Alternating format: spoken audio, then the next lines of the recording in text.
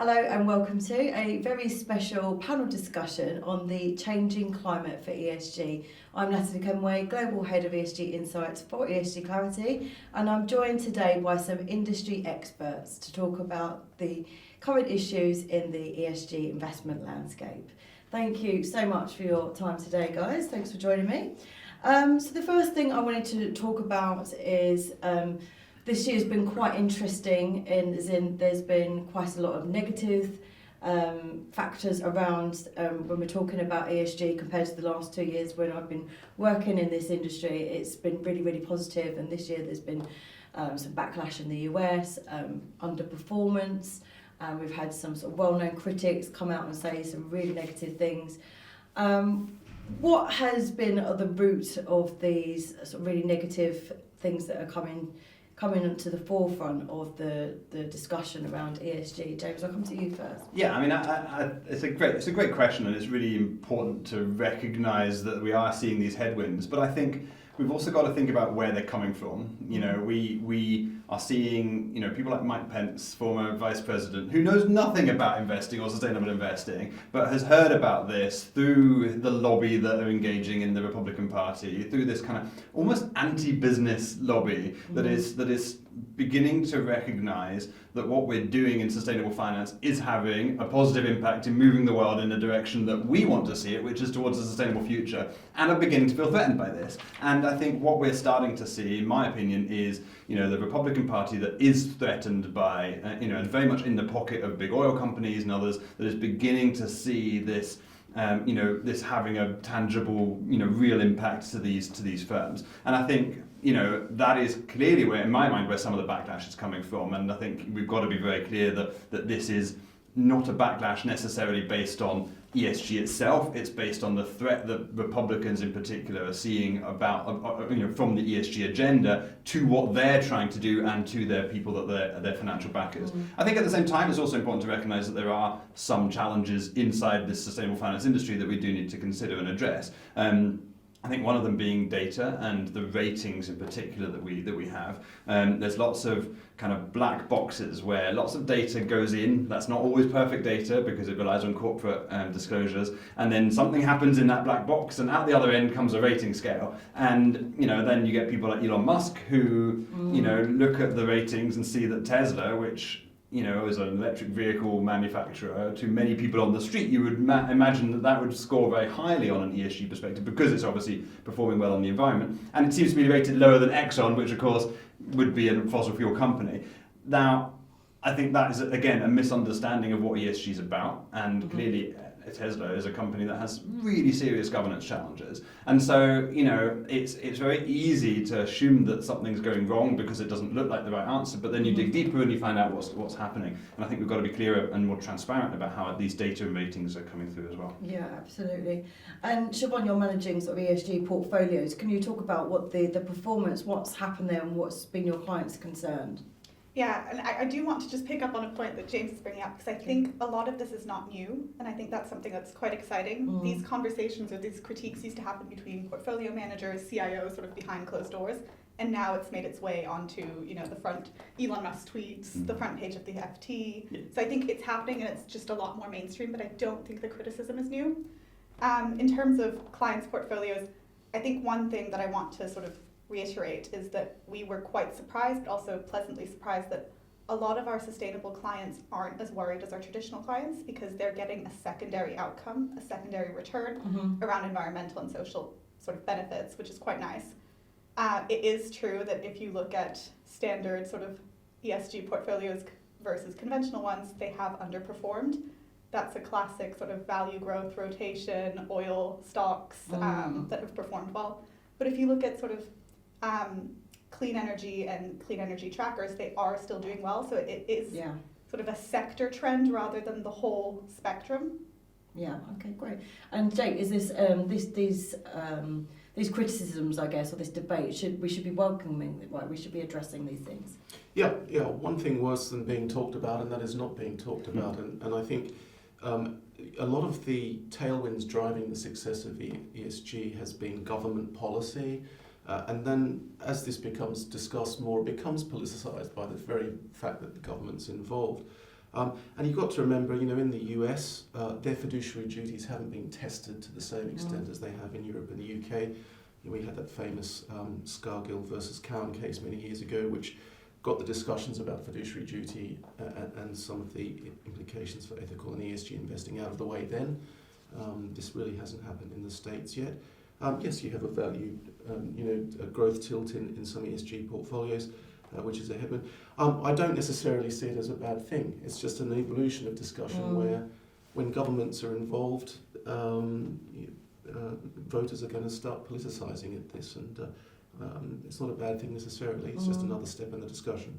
Yeah, just on the underperformance piece, I don't think we need to, be panicking too much about that at this stage. It is very short term. Yeah, it's short term.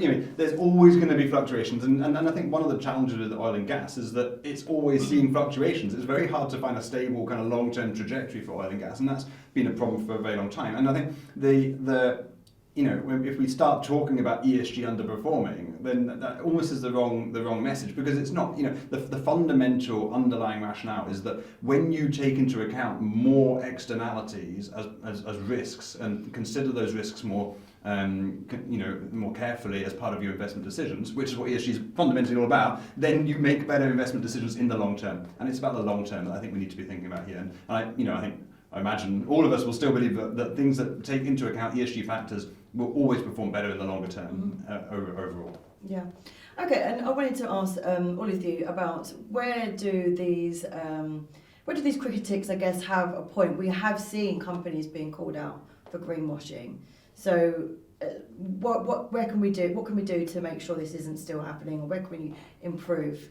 Siobhan, I'll come to you. Yeah, I think there's a big difference between academic criticism and sort of constructive criticism, and what we're seeing at the moment, which is a lot of polarization and maybe people coming out just to be sensationalists and have their headline in the FT or get a new job or whatever it is. So I think we have to sort of make that distinction. I think criticism is always welcome. It helps you reform practices. It helps us on the data side as well.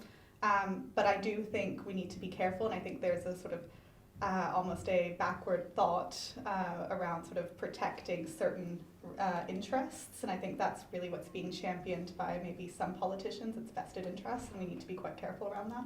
Yeah, absolutely. Jake, did you want to add into that? I think I'd like to think that greenwashing isn't as prevalent. I'm a natural optimist, but I think a lot of this is about controlling one's own narrative, isn't it? If you look at Drax, perhaps in the BBC documentary Panorama, they issued a fairly strong rebuttal after the BBC Panorama show, but it was too late because the story had already gone out. And journalists now, for example, are becoming much better at questioning ESG issues, and they're almost like a gatekeeper now. So I think companies have got to control their own narrative, and that means better disclosure. Get on the front foot. If you're filling old growth forests and there's a legitimate reason for it, which there appear to be here, get on the front foot and explain what's going on. Companies do have to become better at controlling their narrative and disclosing more information more proactively. Yeah, and transparency is key, and we are trying to work on that with the disclosure, labelling. We've had the FCA release the SDR.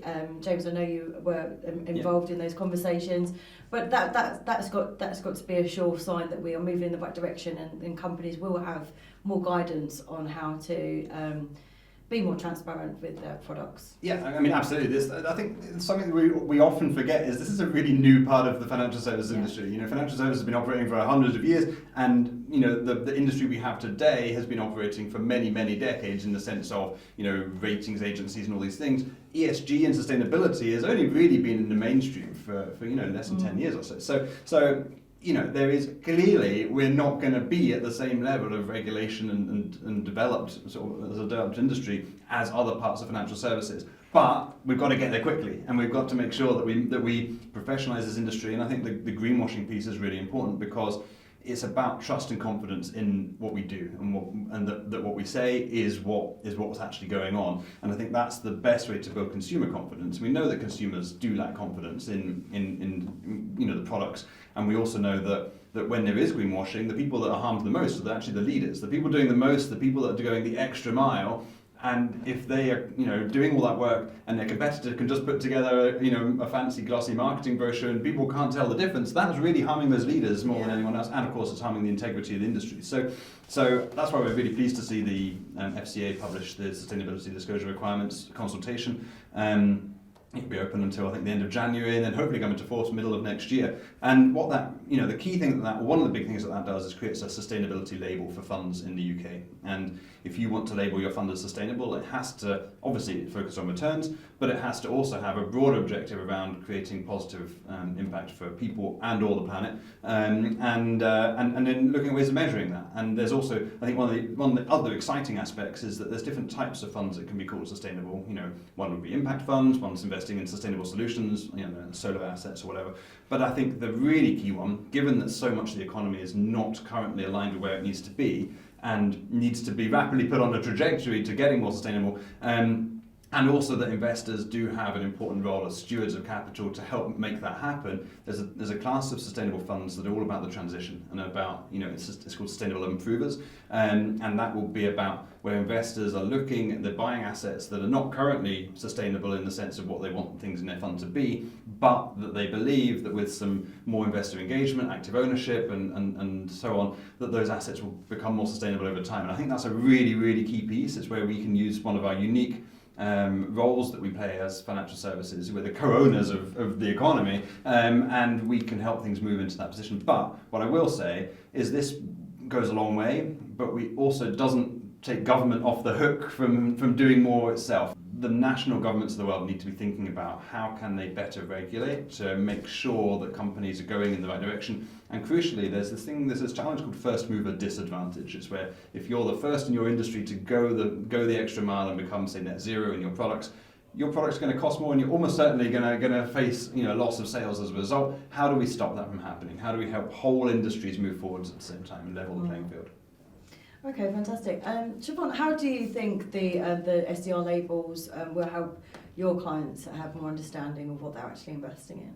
So importantly, a lot of our clients are IFAs, and I think one of the things that we do for them that we've sort of been doing for a number of years and we think is key to our proposition is holding managers to account. Mm-hmm. So a lot of the things that SDR is really asking us to do, we've began to do, and it now gives us that sort of license to operate. We did a funny, I'm not the most popular person with people's DBQ teams at the moment, but we did quite a large exercise around all of our fund managers on sustainability KPIs specifically. So asking them for their internal carbon price, this sort of thing. And we're starting to sort of, I don't want to call it score it, but start marking them. And that's the type of thing that we need to be doing to hold them to greater account. We don't want to see, a quarterly report or that sort of thing. We want to see detail, and we want to make sure that we have that understanding. So often when fund managers come in and they give us these great updates, it's only when you start picking, really sort of the minutiae of the questions on biodiversity and sort of geospatial data that you start to realize how much they're understanding this. And so from our perspective, one, it's a challenge for us, of course, it will be for everyone, I think, implementing it, but two, it gives us that sort of confidence in continuing to push. So I think it's a really exciting and welcome update. Fantastic. And Jake, same to you, the Square Mile clients, are they, do you think this will be helpful for them? Yes, I do. Your point on first mover disadvantage, I think, applies to regulatory initiatives as well, and SFDR, I think, was a good initiative. But the fact that you had a regulatory framework launched without reporting framework in place has made it a little bit difficult for the fund managers. SDR builds on that, and there's a bit more clarity. There's been a bit of ESG fatigue with our advisors. We've done a number of surveys, and they're looking for solutions in their centralised investment propositions. So a lot of them want to have the conversation about responsible investing, but they don't want to be buried in the minutiae of client preferences. So in terms of building centralised investment proposition, SDR certainly helps us formulate a more robust proposition in terms of the funds that we choose and the types of considerations we look at when we deal with fund managers on responsible investing. That provides us with some clarity, or more clarity. We can do the heavy lifting for advisors who want to have the conversation but don't have the time to dig down too deeply. I think it's a fantastic development. And we're obviously in very difficult times now, especially here in the UK. But there's been talk of the cost of living crisis being tackled at the same time as net zero alignment. So I wanted to ask your thoughts around this. Jake, I'll come straight back to you on that. Yeah, it's interesting. Consumer priorities change with economic crises. That doesn't mean to say that you can't tie these things in. I think many investors have felt that the decision has to be made one way or other. Do I invest in this, or do I worry about my financial returns? Given that within the context of cost of living, you can understand why these priorities might change. But in terms of things like the just transition, we've been considering some of these problems at a more macro level with countries and with disadvantaged countries. Again, it's just an extension of the conversation. I don't see it necessarily the case that you can have you need to prioritise one over the other.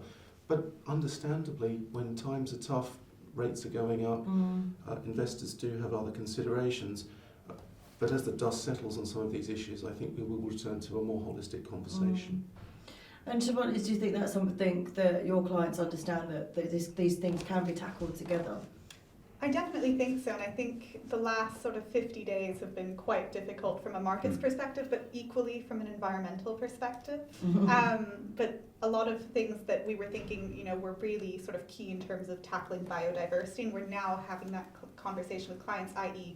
biodiversity and climate are so intertwined, we need to tackle both at the same time.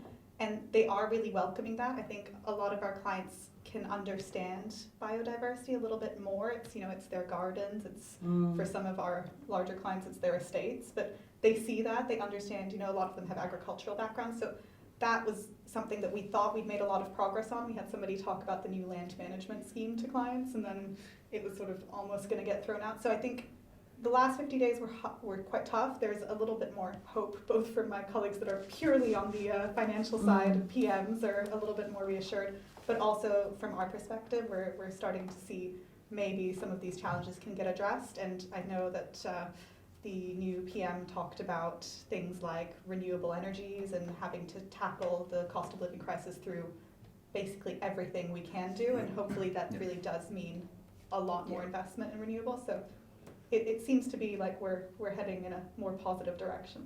Yeah, great. And James, your work at UKSIF, a lot of it that has been around pushing the government to be clearer on their net zero plans. Now we have yet another PM in place. What will you be pushing for? Where will you be putting the pressure? Well, there's so much pressure that we need to apply. We are so far behind being where we need to be, and so I think But your initial question was, can we tackle more than one problem at a time? And of course we can, and we must. And the challenge with climate change is it's this big long-term problem. We've got to be net zero by 2050. None of us are probably going to be in the same jobs that we're in right now. Certainly, I can't see the Prime Minister being the same even in maybe 2 or 3 years, let alone 2050. So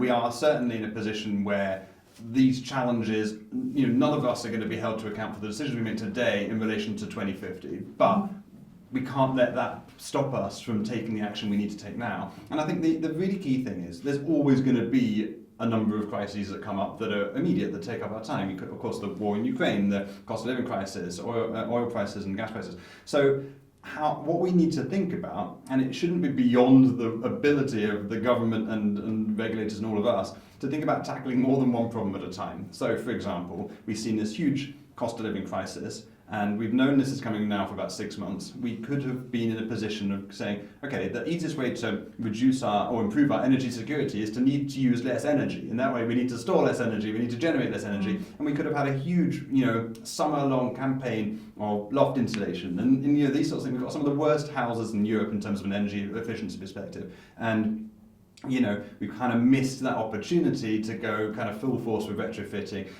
There's still time. We can still, create this narrative around, how do we use less energy? How do we improve our energy efficiency? And there's all sorts of examples of how we can tackle more than one problem at a time. Levelling up, for example, and it's good to see the new Prime Minister start talking about levelling up again after Liz Truss stopped mentioning it at all, because we know we've got huge areas of the country that are massively disadvantaged. But how about we think about levelling up and net zero at the same time as the same policy? We know that there's going to be new industries created as part of net zero. We know that there's going to be new parts of the economy that we want to grow and flourish. How about we support those areas that are most disadvantaged in the UK to be the hubs of manufacturing for the things that we need to make us net zero? This is not rocket science in many senses. I think there's all sorts of things that we can do that can address more than one problem at a time. And then to Jake's point in terms of how much people are thinking about their investments differently in a time of financial or economic crunch. We do quite a lot of polling every year. We've done it for it's a longitudinal poll that we've done since 2009, and it shows this ongoing, and this year again repeated, reduction in the number of people that only care about investing to make financial returns. And more and more people are thinking about, aware of the fact that where they invest, where their pension is, where their savings are, can have an impact, both positive or negative, on the world around us or on people, and want that to be a positive impact. And that again, I'm pleased to say, we did the polling once a year. We did it about 3 days after the government's mini budget that caused all this chaos. So we were right in the middle of the kind of most chaotic period in economic, the last economic sort of 15, 20 years of economic history. And yet still that number went down of the number of people that only care about returns. So that to me is a very positive sign that people really are still caring about the bigger picture. And I think the key thing about ESG, as we said right at the very beginning, is that when you do think about ESG issues, and particularly the risks, we want to think about impacts as well, but particularly when you think about the risks over the long term, that should be a much improved return profile. Great, thank you. And one final question I wanted to pose to the panel. Over 2020 and 2021, we saw huge inflows into sustainable products, and that has slowed a bit this year. Still outperforms the traditional funds. But yeah, one of the data pieces that I've seen recently was the first time that ESG funds had seen outflows. Is this now a good time to be investing in ESG? I think I know what you're all going to say, but I would like you to add some more colour around it. So, Jake, is this now a good time? Yes, I understand the question and the point.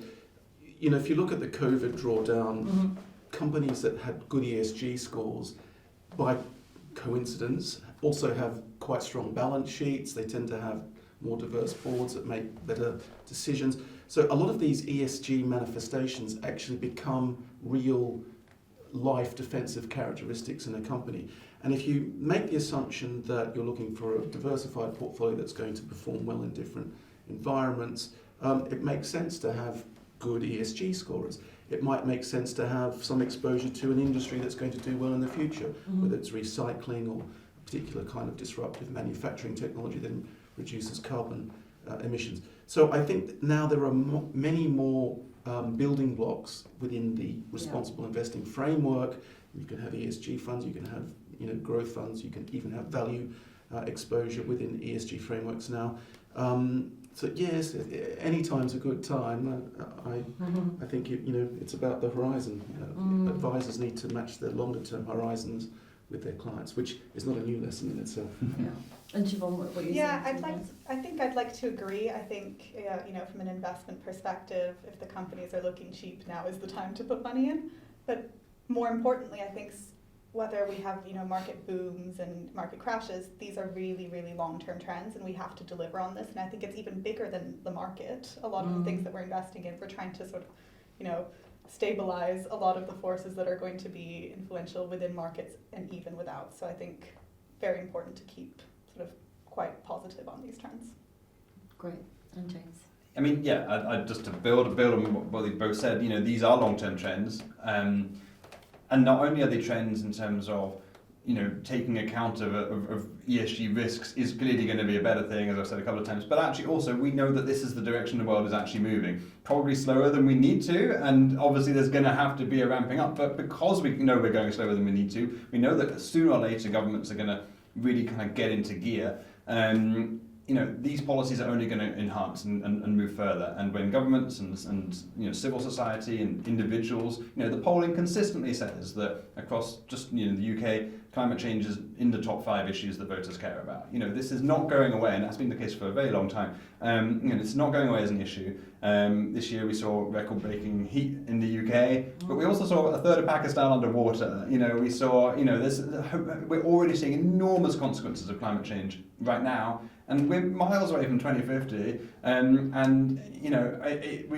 We've got to be clear that climate change is, moving forward. The world sooner or later is going to have to kind of really get into gear and start addressing this. And the more that we can make sure our investments are protected and consider these issues and consider, well, what are the industries of the future? What industries are not going to be needed in the future, and which industries are going to have to make fundamental change to the way that they work? Then we can start pricing assets more appropriately, and that's where you can start to see the returns. Fantastic. Well, thank you all so much for your time today. We've had some great discussions. Really good to have you in. Thank you. Thank you. Thanks.